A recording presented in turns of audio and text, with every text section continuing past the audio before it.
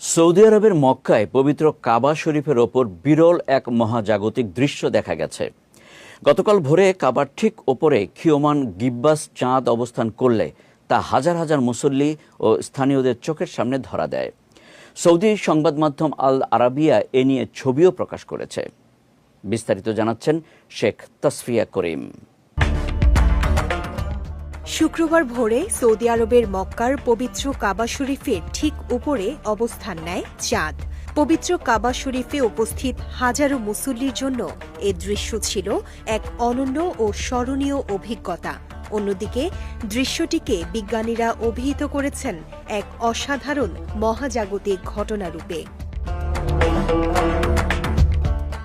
Saudi Jeddah astronomy সোসাইটির প্রধান মাজেদ আবু জাহরা বলেন, ঘটনাটি প্রমাণ করে চাঁদসহ অন্যান্য মহাজাগতিক বস্তুর গতিপথ নির্ণয়ে জ্যোতির্বৈজ্ঞানিক গণনা কতটা নিখুঁত।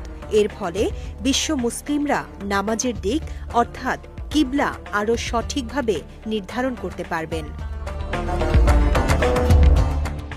গতকালের অতুলনীয় দৃশ্যটি অনেকের কাছে আধ্যাত্মিকভাবে গভীর তাৎপর্যের হলেও জ্যোতির্বিজ্ঞানীদের কাছে এটি ছিল এক ধরনের ব্যবহারিক পরীক্ষা।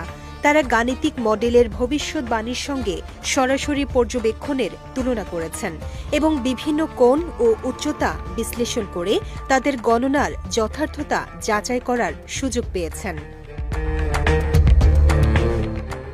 ইসলামের ইতিহাসে জ্যোতির্বিদ্যা সবসময় একটি গুরুত্বপূর্ণ অধ্যায়। প্রাচীনকাল থেকেই সূর্য, চাঁদ ও নক্ষত্রের অবস্থান দেখে নামাজের সময় নির্ধারণ, রোজার শুরু ও শেষ এবং কিবলার সঠিক দিক নির্ধারণ করা হতো।